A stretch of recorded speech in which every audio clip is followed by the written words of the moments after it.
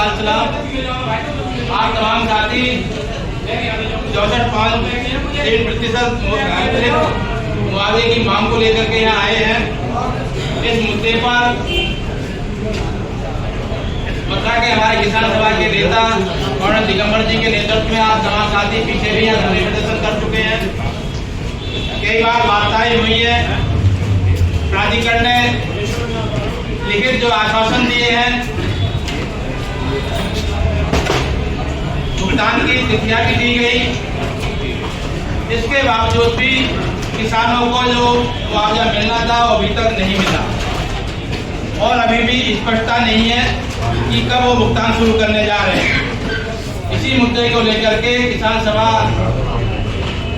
मथुरा के हमारे साथी और दिगंबर और हमारी पूरी कमेटी के नेतृत्व में आप तमाम साथी आज फिर यमुना प्राधिकरण के समक्ष धरने पर बैठे हैं और धरने के माध्यम से अपनी समस्या और मांगों को जो है प्राधिकरण के सामने रखने के लिए आए हैं और समस्याओं का ज्ञापन देते हुए अगर सकारात्मक बातचीत होती है उसके आधार पर आपकी कमेटी जो भी निर्णय लेगी उसके आधार पर आगे की जो रणनीति जो है और आंदोलन की रूपरेखा बनेगी।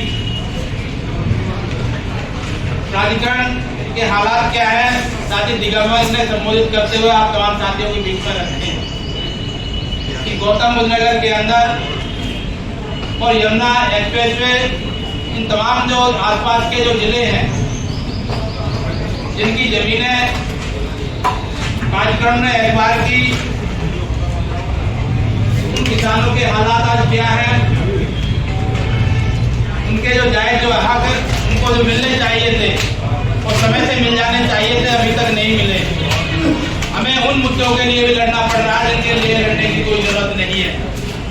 प्राधिकरण को स्वयं अपने स्तर पर इन तमाम मुद्दों को, किसानों की समस्याओं का समाधान कर देना चाहिए था। सुप्रीम कोर्ट तक के जजमेंट है, उसके बावजूद भी प्राधिकरण गंभीरता नहीं दिखाता है तो यही कारण कि बार बार किसानों को धरने प्रदर्शन के लिए विवशना पड़ता है। और गौतम बुद्ध नगर के अंदर एक बड़ा किसान आंदोलन अभी पीछे हुआ जिसकी गूंज पूरे देश में गई है, उत्तर प्रदेश में गई है और लिखित समझौते हुए हैं। आई पावर कमेटी तक बनी है, मुख्यमंत्री के साथ वार्ताएं तक हुई है, लगभग तमाम मुद्दों पर सहमतियां हैं। जिस मुद्दे को लेकर के आप यहाँ बैठे हैं उस मुद्दे में भी सहमति है, लेकिन सहमति देने के बाद लागू करने का फैसला करने के बाद भी जो लागू करने की जो प्रक्रिया प्राधिकरण की है बड़े पैमाने नोएडा, ग्रेटर नोएडा, यमुना यहाँ अथॉरिटी है जिसमें हजारों सैकड़ों गांव शामिल हैं। जिस 64 की बात आप लेकर के आए हो इसके लिए बड़ा लंबा संघर्ष हम लोगों का यहाँ रहा। इसमें पहली जीत ग्रेटर नोएडा में हमने दर्ज की, जो हमारे पतवाड़ी के साथी हैं उसी के फैसले के आधार पर ग्रेटर नोएडा में 64 मिला, नोएडा में 64 मिला और फिर यमुना अथॉरिटी के संबंध में राजेंद्र चौधरी की अध्यक्षता में कमेटी बनी, तब आपके यहाँ 64 का फैसला हुआ। इसके संबंध में एक बार नहीं कितनी बार कॉमरेड दिगंबर बड़ी संख्या में किसान सभा के साथियों को लेकर के यहाँ आते रहे। जहां कहीं यमुना अथॉरिटी के ज्यादा जरूरी प्रोजेक्ट है वहां पे वितरण चल रहा, बहुत दिन से चल रहा, लेकिन चूंकि एक्सप्रेसवे एक बिल्डर से संबंधित है जिसने एक्सप्रेसवे बनाया, अब चूंकि वो कंपनी खुद ही दिवालिया हो गई है तो नई कंपनी आ गई है और नई कंपनी से भी अथॉरिटी का ये समझौता हुआ है जिसमें 850 करोड़ की एक किस्त उसमें शामिल है और अथॉरिटी ने अपने हिस्से के लिए वितरण के लिए अथॉरिटी तैयार है। जैसे अभी आपकी बात हो रही थी, जैसा कि मेरी समझ में आया, शासन की ओर से गजट होते ही उसका वितरण शुरू करने की बात ये लोग कह रहे हैं।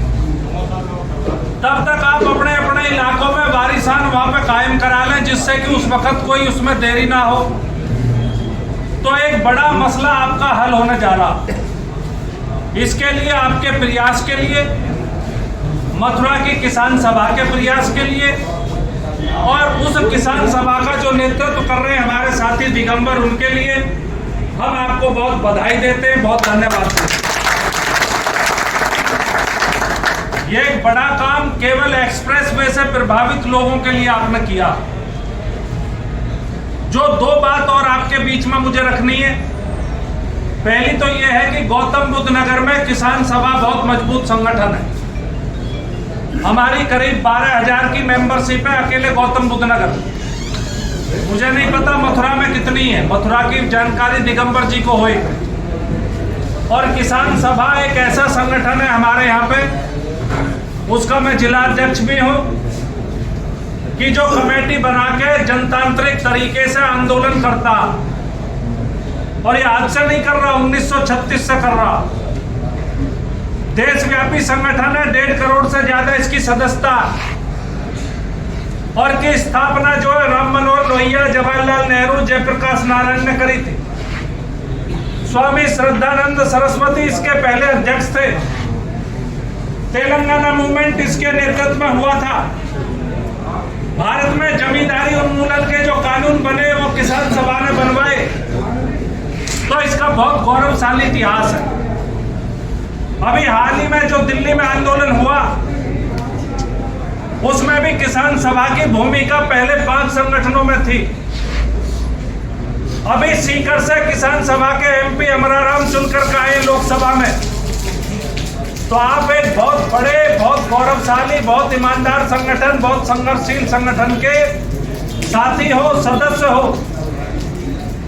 2 मुद्दे हमने अपने हाथ में ले रखे जिनमें दोनों से ही आपका संबंध है।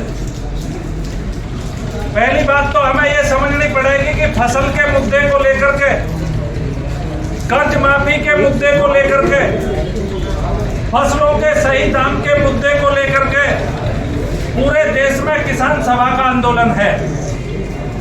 जो साथी खेती से जुड़े हुए उनके लिए किसान सभा की ओर से एमएसपी के कानून को लेकर के, बिजली के कानून को लेकर के, फसलों के सही दाम को लेकर के, कर्ज माफी को लेकर के पहले से ही देशव्यापी आंदोलन चल रहा।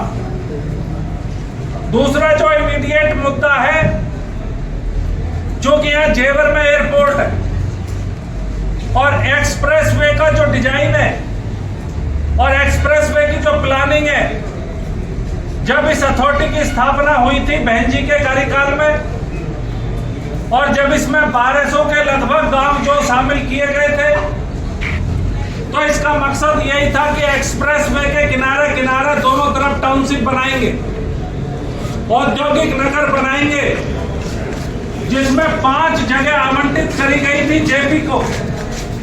जब आप जाओगे तो बोर्ड की एक सिटी है बगल में ही आपको मिलेगी, और एक स्पोर्ट्स सिटी सीधे हाथ पे मिलेगी। ये तो डेवलप हो गई है, आपके सामने है।